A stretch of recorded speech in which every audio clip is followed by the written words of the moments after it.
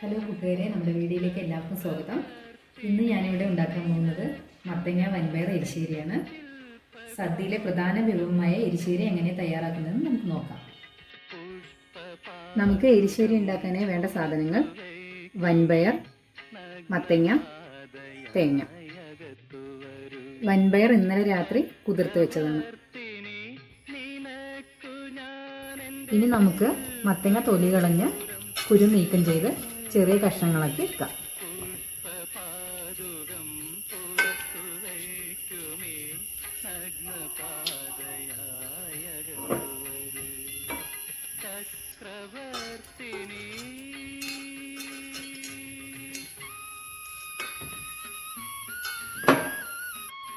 നമ്മളിവിടെ മത്തങ്ങ ചെറിയ കഷ്ണങ്ങളാക്കി മുറിച്ചെടുത്തിട്ടുണ്ട്. വൻപയറും മത്തങ്ങയും നന്നായി കഴുകിയെടുത്തിട്ടുണ്ട്. നമുക്ക് വൻപയർ വേവിക്കാനായി കുക്കറിലേക്ക് ഇട്ട് കൊടുക്കാം.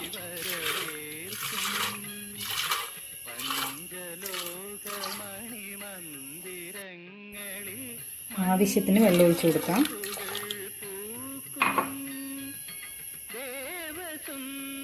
കുറച്ച് ഉപ്പ് ചേർത്ത് നന്നായി ഒന്ന് ഇളക്കി കൊടുത്ത് നമുക്ക് വേവിക്കാൻ വയ്ക്കാം.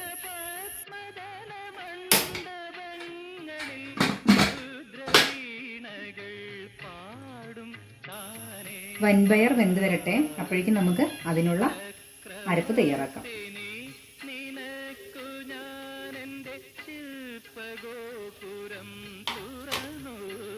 തേങ്ങയും 1/4 ടീസ്പൂൺ ജീരകം ഇട്ട് കൊടുക്കാം. നമുക്കിതിലേക്ക് കുറച്ച് വെള്ളമൊഴിച്ച് അരച്ചെടുക്കാം. ഫൈനായി അരിയൊന്നും വേണ്ട.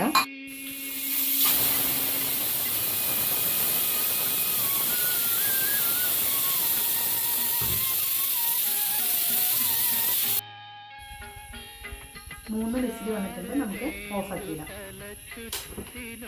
വെന്ത് വന്ന വൻപയറിലേക്ക് 1/4 ടീസ്പൂൺ മഞ്ഞൾപ്പൊടി ചേർക്കാം. 1/2 ടീസ്പൂൺ മുളക് പൊടി ചേർക്കാം. നമുക്കിതിലേക്ക് കഴുകി വെച്ചിരിക്കുന്ന മത്തങ്ങ കഷ്ണങ്ങൾ കൂടെ ചേർക്കാം.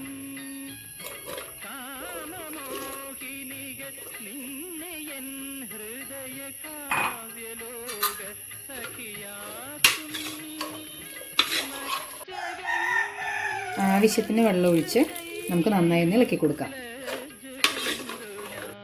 മത്തങ്ങ നമുക്ക് പെട്ടെന്ന് വെന്ത് കിട്ടും. അതുകൊണ്ട് ഒരു വിസിൽ വരുന്നത് വരെ വേവിച്ചെടുക്കാം.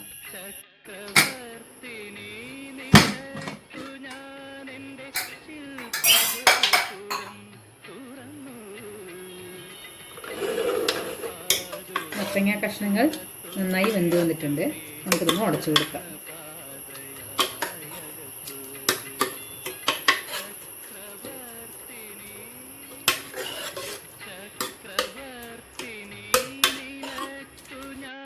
നമുക്കിതിലേക്ക് അരച്ച് വെച്ചിരിക്കുന്ന തേങ്ങ ചേർക്കാം.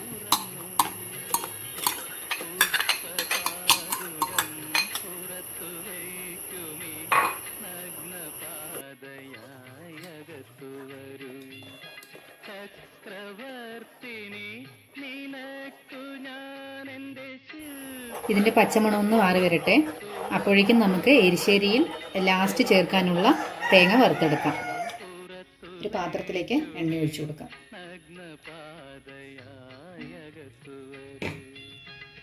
ഇതിലേക്ക് കടുകിട്ട് കൊടുക്കാം.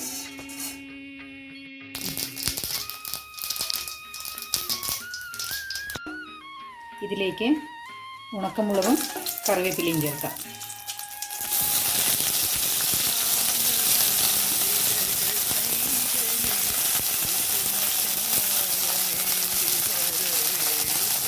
നമുക്കിതിലേക്ക് തേങ്ങ കൂടി ചേർക്കാം.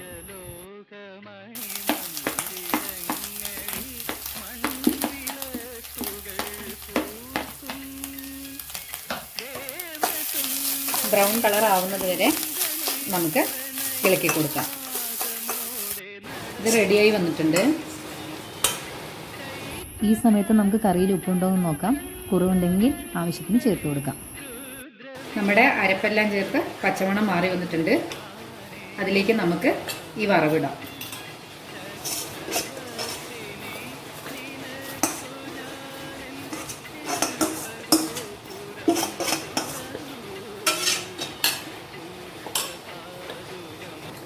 നന്നായി ഇളക്കി കൊടുക്കുക.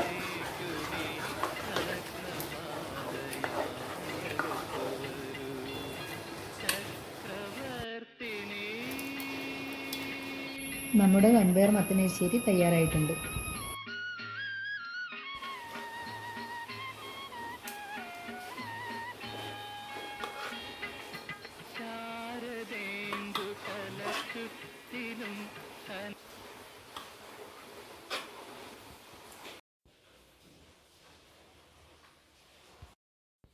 നമ്മുടെ സ്വാദിഷ്ടമായ എരിശ്ശേരി തയ്യാറായിട്ടുണ്ട്.